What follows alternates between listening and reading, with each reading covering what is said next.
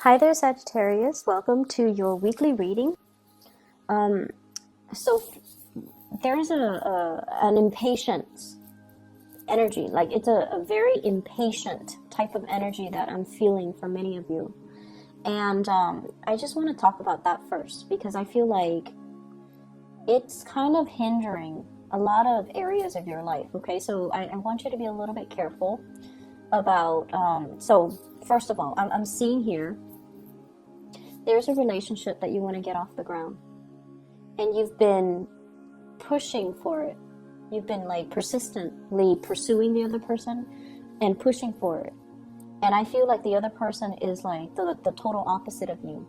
They're very cool, they're very calm, and they're very, very patient. And so I see you, rushing towards them, and it's not met with the response that you're hoping for, and then I see you withdraw. So from their perspective, they feel like you're blowing hot and cold. Okay? So they feel like they know that you have the hots for them. Like they know that you're interested in them, that you're attracted to them. They can feel it. But then you push too hard and they don't really know how to respond. And then when it's met with, that lack of response that you're hoping for, then you're just like, oh, never mind. You're not interested in me. I'm going to, take my love and go elsewhere. And then you turn around and you go off in a different direction. So they are very thoroughly confused by you. They're very confused. And so I feel like, rather than pushing so far ahead, you kind of have to do a little bit more observing. Because I feel like you're dealing with someone whose love language just doesn't really match up with yours. And I feel so horrible just saying that because, that word, love language, what is that? It doesn't register in the Sagittarius psyche, okay? If we feel passion, we should show it. If we feel excitement, if we're attracted to somebody, we want to be around them all the time. And so what is this love language that people throw around?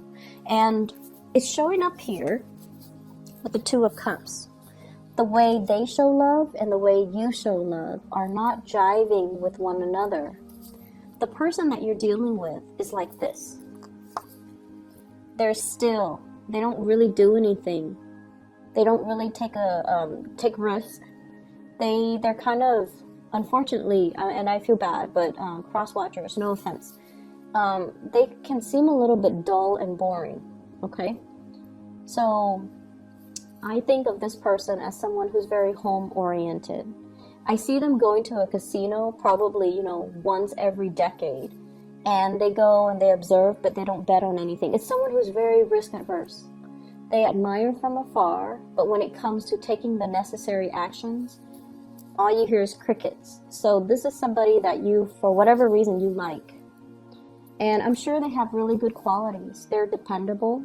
They're very loyal. They're very honest, very truthful, good work ethics, so I'm pretty sure there are reasons why you like them.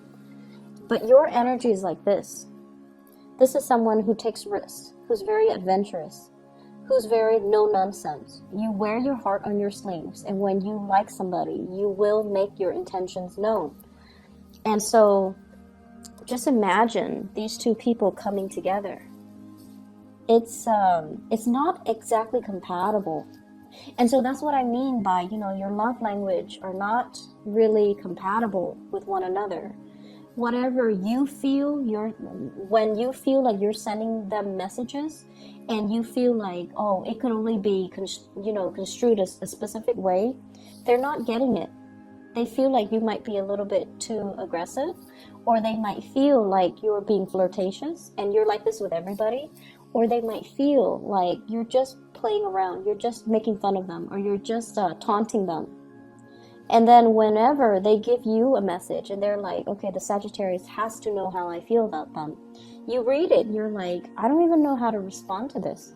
So the way you communicate, down to the very fundamental ways in which you express love and emotions, it's not the same. It's not the same. And so you guys are kind of talking over one another, cross wires, things are just not really registering with each other, okay? I also feel as well issues with miscommunication.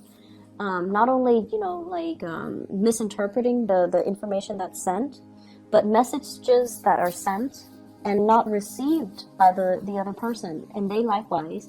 I feel like they sent you some messages and they're waiting for a response, and they don't hear anything from you, and then they're like, what? I thought they liked me. And you do like them. That's the problem. You do like them. But for whatever reason, I feel like it seems like the universe is telling you, have a face-to-face, heart-to-heart conversation. You know, don't beat around the bush. Don't do it through electronic channels. And especially, we are also heading into Mercury retrograde. There will be many communication mishaps from, let me see, November 17, tomorrow, until December 5th, okay? So a lot of mishaps, a lot of miscommunication. So this situation can get worse if you're not careful. So I feel like the universe is telling you, sit down, have a normal conversation. This is somebody who's actually quite old school and traditional. They want to have a talk over a cup of coffee. They want to feel comfortable. They want to feel in their element before they can have any type of meaningful communication, okay? So I see you like this. You could be, you know, on the treadmill, on the Stairmaster, and you're able to multitask. You're able to talk about this, about that, about the last movie you saw, about the last book you read, the last place you traveled, while you're on the treadmill and, you know, possibly even listening to music. You're able to multitask and you're able to do things successfully. This is not a person that can do that.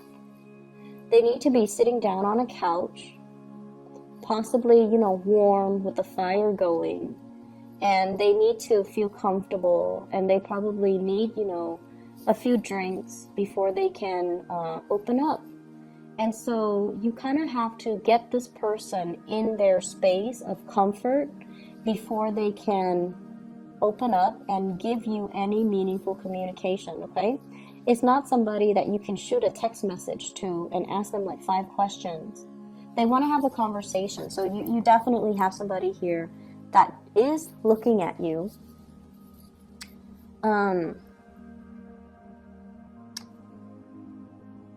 Yeah, I feel like there's interest, okay? There's a lot of interest. And they wish that you could communicate with them more. They feel like you're very busy. You might not have time for them, that you might not have time to be in a relationship even with anybody. And so you have to tone down with the impatience. You have to appear a little bit more grounded, okay? Walk a little bit slower. I don't know why. Walk a little slower, especially for those of you with Mars in Sagittarius. You're always on the go. You're fast. You have really, really short, quick strides.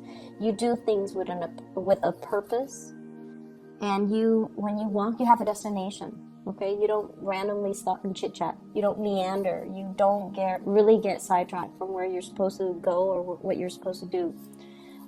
It's like a one-track mind. And so the other person feels like you're constantly moving here and there, and they're not really sure if you even have time to be in a relationship with anybody, let alone them. So slow down and give this person more attention. I feel like, yes, there are messages that were sent that you might not have received, and you're going to be finding out about it, and you're going to be kicking yourself, and you're going to try to make amends, and then the other person is like, I sent you all these messages. I can't believe that you didn't get them. So, you know, have a face-to-face conversation. It's going to solve a lot of these issues. You get to see their facial expressions. They get to see how you behave, and it's going to smooth things out, okay? So I feel like that's what the universe really wants for you. Travel delays is what I'm also seeing here. I see some of you being separated from a crush or from a love interest. It could be due to travel. It could just be the holidays. And I feel like it's going to be a little bit challenging. It's difficult, you know, not seeing the object of your affection every day, but I see that coming in. But I feel like you're going to be distracting yourself with other things. Not other people, but other things, either way.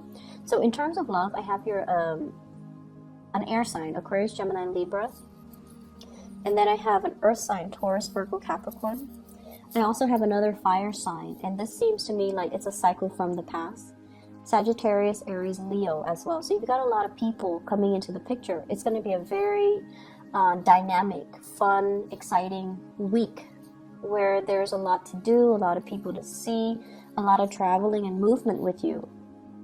I also see like, you know, instead of bar hopping, you're going like house parties, you're going to different houses. So it's like, I guess, house hopping, house party hopping, whatever the term is. I see a lot of that happening. Make sure you are, you know, you have a designated driver, okay? Make sure if you're like taking a Lyft or an Uber, make sure that you do that rather than driving back and forth and trying to find parking. And it's just, logistically, it just doesn't make sense. So I see a lot of festivities that can be had as well within the next week. Opportunities for socializing, for going out, for meeting people, and for, I also feel, helping people. I feel like you're giving out either financial advice, you're giving out words of wisdom, you're giving out advice or something. You're helping a lot of people, and you're socializing with a lot of people. I see some of you might be in the public eye, like giving a speech, giving a talk, doing something where a lot of eyes are on you, and I feel like it's going to be smooth sailing. So you might not even need to rehearse a lot. You're just going to exude a lot of charisma, and it's going to allow you to be very well received at this. They're saying it's well attended, so lots of people will be there, and you might have a little bit of self-doubt or a little bit of a stage fright starting off, but it's going to work out really well. I also feel like, you know, once again, I keep seeing this element with family. We are approaching Thanksgiving here in the United States. And so if there has been money owed to family members, make sure you rectify it. I see a little bit of like holding a grudge or keeping a grudge. And I feel like it's from somebody else coming to you. And I feel like an air sign, family member that is an air sign, Aquarius, Gemini, and Libra, somebody is holding a grudge, or somebody is talking about things that should have been in the past, but for whatever reason they're bringing it up. So just be careful about that, okay?